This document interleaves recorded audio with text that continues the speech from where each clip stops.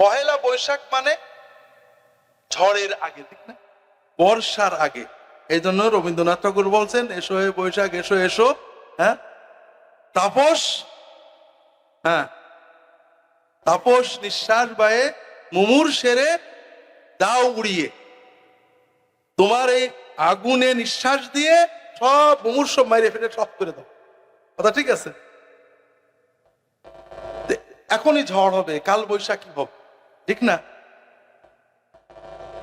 পয়লা বৈশাখে কেউ কি বলেছে যে আমরা বছরের প্রথম দিনে অন্তত গরিবদের জন্য, দরিদ্রদের জন্য, অন্তত ঝড় থেকে বাঁচার জন্য বস্তির একটা পরিবারের একটা ভালো বাড়ি বানিয়ে দেব, এরকম কথা কেউ বলেছে নাকি? তাও বলে শুধু বলা হয়েছে কি ভোগ খাও খাও আর ফুর্তি করো, ঠিক না?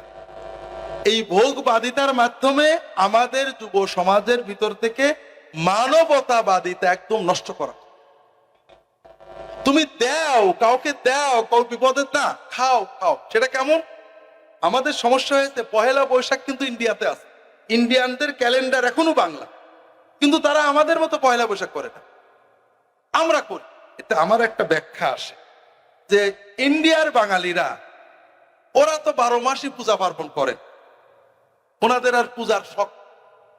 আমরা মুসলমানেরা এই যে 12 মাসে আমাদের ইসলামে কোনো পূজা পার্বণ নেই, একেবারে রিজিড হয়ে যায়। এই জন্য পহেলা বৈশাখে বাংলাদেশের মুসলমানদের পূজা পার্বণটা বেশি। কথা বুঝেছে?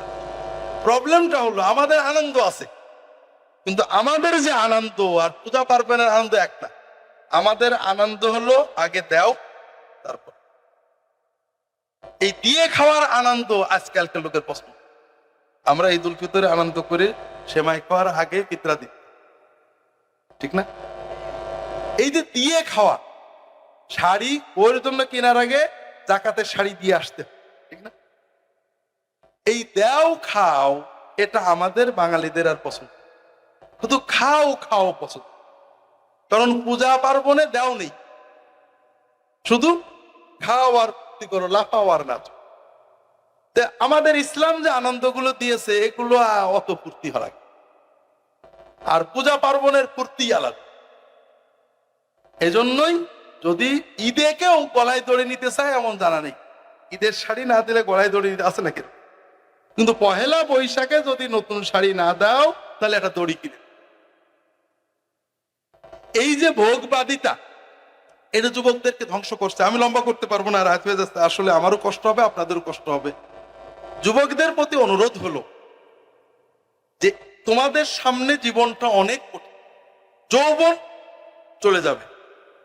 তুমি যদি যৌবনটাকে উপভোগ করতে চাও আমার কথা শোনার দরকার নেই, কিন্তু যৌবন এবং জীবন 40 পর্যন্ত নয় 90 পর্যন্ত যদি উপভোগ করতে চাও এবং জীবনের পরে সে অনন্ত জীবন উপভোগ করতে চাও, তাহলে আমার কথাটা একটু শুন। তোমার যে এখন উল্লাস, ছলতা, উচ্ছ্বাস, এটা 40-এর আগেই শেষ হয়ে যাবে, কিন্তু জীবন রয়ে যাবে। যে জীবন বড় কঠিন, শেষের জীবন বিশেষ করে, জীবনটাকে যদি উপভোগ করতে চাও অনেক কথা আছে, তবে শুধু দুটো জিনিস আমি অত্যন্ত গুরুত্ব দিয়ে আমাদের বুঝতে হবে। একটা নামাজ, নামাজ জীবনে ছাড়বেন। তুমি গানের মাজলিসে ছিলে, ক্রিকেট খেলা দেখছিলে, সিনেমা হলে ছিলে, যেখানেই থাকো না কেন, যত গোনা কোনো না কোনো তওবা করবে, ভালো হতে চেষ্টা করবে, কিন্তু নামাজ ছাড়বে না। ওই সিনেমা হল থেকে বেরিয়ে নামাজ পড়ে যাওয়া, নামাজ নামাজ যদি না জানো, শুধু ওযু করে দাঁড়িয়ে চুপ করে দাঁড়িয়ে থাকবে, তো সুবহানাল্লাহ বলবে, আল্লাহু আকবার বলবে, এতেই নামাজ হয়ে যাবে, তুমি 16 আনা সওয়াব পেয়ে।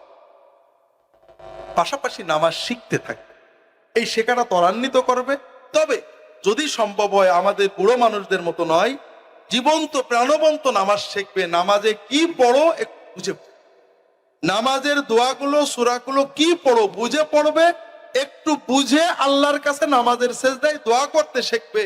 ইনশাআল্লাহ এই নামাজ তোমাকে আজীবন আমরণ আল্লাহর সাথে জুড়ে রাখবে। তোমার জীবনে কোনো বিপদ দাঁড়াবে না, মরণ পর্যন্ত আল্লাহ তোমাকে বরকতময় রাখবেন। মরণের পরের জীবন ইনশাআল্লাহ তাআলা আল্লাহর ওলিদের সাথে নসিব হবে।